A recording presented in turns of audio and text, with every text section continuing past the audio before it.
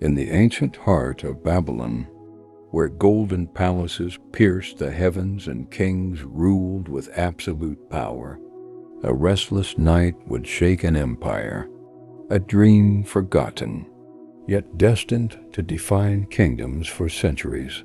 One young exile, chosen not by man, but by God, would stand before kings to reveal what no sorcerer, no wise man, no astrologer ever could. This is the revelation of dreams, the rise and fall of empires, and the eternal kingdom of heaven. This is the story of Daniel, the dream interpreter of Babylon. In the 2nd year of his reign, Nebuchadnezzar had dreams. His mind was troubled, and he could not sleep. So the king summoned the magicians, enchanters, sorcerers, and astrologers to tell him what he had dreamed. When they came in and stood before the king, he said to them, "I have had a dream that troubles me, and I want to know what it means." Then the astrologers answered the king in Aramaic, "O king, live forever. Tell your servants the dream, and we will interpret it." The king replied to the astrologers, "This is what I have firmly decided. If you do not tell me what my dream was and interpret it, I will have you cut into pieces and your houses turned into piles of rubble. But if you tell me the dream and explain it, you will receive from me gifts and rewards and great honor. So tell me the dream and interpret it for me." Once more they replied, "Let the king tell his servants the dream, and we will interpret it." Then the king answered, "I am certain that you are trying to gain time, because you realize that this is what I have firmly decided. If you do not tell me the dream, there is just one penalty for you.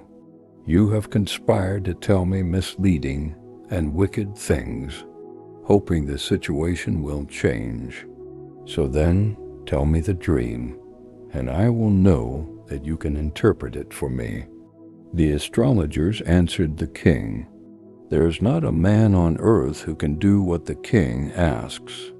No king, however great and mighty, has ever asked such a thing of any magician or enchanter or astrologer. What the king asks is too difficult. No one can reveal it to the king except the gods, and they do not live among men." This made the king so angry and furious that he ordered the execution of all the wise men of Babylon. So the decree was issued to put the wise men to death, and men were sent to look for Daniel and his friends to put them to death. When Arioch, the commander of the king's guard, had gone out to put to death the wise men of Babylon, Daniel spoke to him with wisdom and tact. He asked the king's officer, "Why did the king issue such a harsh decree?" Arioch then explained the matter to Daniel.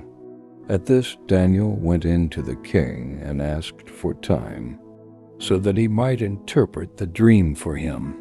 Then Daniel returned to his house and explained the matter to his friends Hananiah, Mishael, and Azariah. He urged them to plead for mercy from the God of heaven concerning this mystery, so that he and his friends might not be executed with the rest of the wise men of Babylon. During the night the mystery was revealed to Daniel in a vision. Then Daniel praised the God of heaven and said, "Praise be to the name of God forever and ever.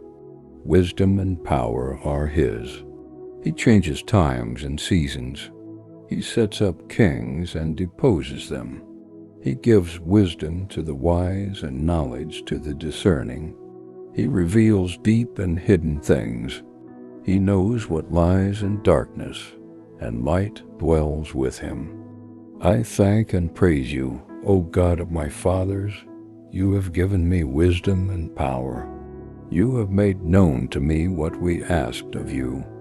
You have made known to us the dream of the king."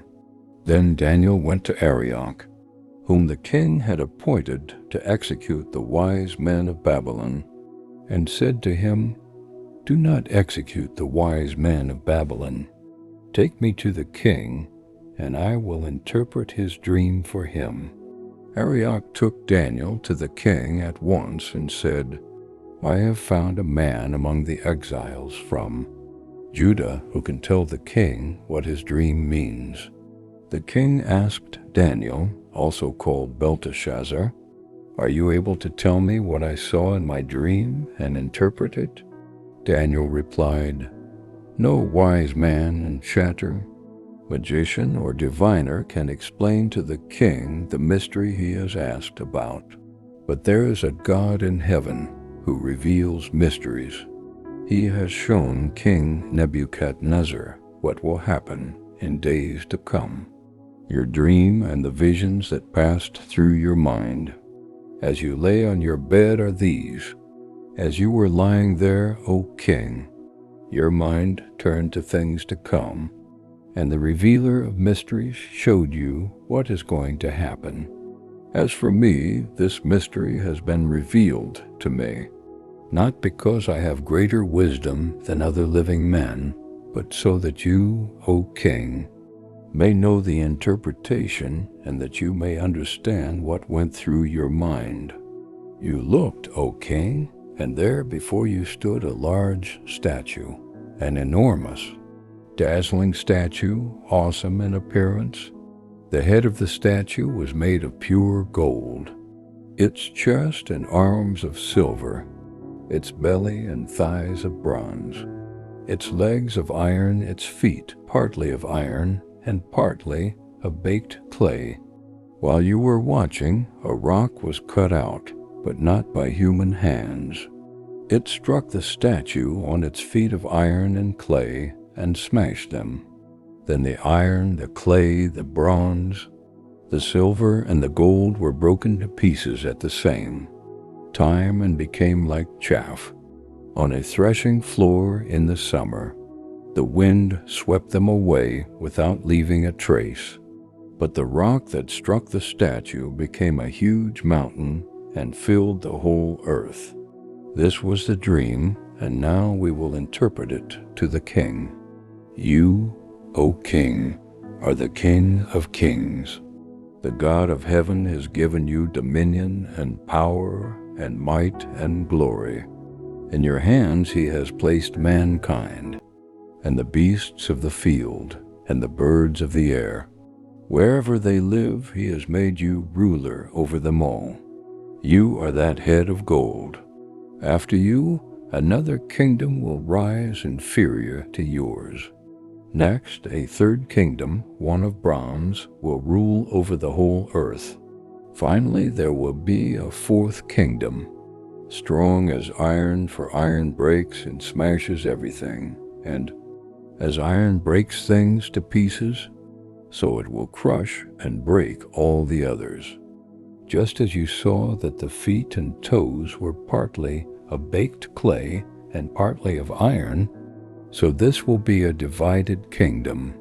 Yet it will have some of the strength of iron in it, even as you saw iron mixed with clay. As the toes were partly iron and partly clay, so this kingdom will be partly strong and partly brittle. And just as you saw the iron mixed with baked clay, so the people will be a mixture and will not remain united, any more than iron mixes with clay. In the time of those kings, the God of heaven will set up a kingdom that will never be destroyed, nor will it be left to another people.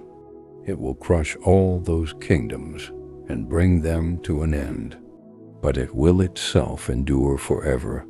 This is the meaning of the vision of the rock cut out of a mountain, but not by human hands, a rock that broke the iron, the bronze, the clay, the silver, and the gold to pieces. The great God has shown the king what will take place in the future. The dream is true, and the interpretation is trustworthy. Then King Nebuchadnezzar fell prostrate before Daniel and paid him honor and ordered that an offering and incense be presented to him. The king said to Daniel, "Surely your God is the God of gods and the Lord of kings and a revealer of mysteries, for you were able to reveal this mystery." Then the king placed Daniel in a high position and lavished many gifts on him. He made him ruler over the entire province of Babylon and placed him in charge of all its wise men. Moreover, at Daniel's request, the king appointed Shadrach, Meshach, and Abednego administrators over the province of Babylon, while Daniel himself remained at the royal court. And so, in the halls of the greatest empire on earth, a forgotten dream was remembered, revealed, and fulfilled, not by sorcery, not by power, but by the wisdom of the God of heaven. Kingdoms will rise, kingdoms will fall, statues of gold and iron will crumble, but the rock not cut by human hands will endure forever. And Daniel, the exile, became the king's most trusted servant, not for his greatness, but because he trusted in the one who reveals mysteries. The dream is certain, and its interpretation is sure.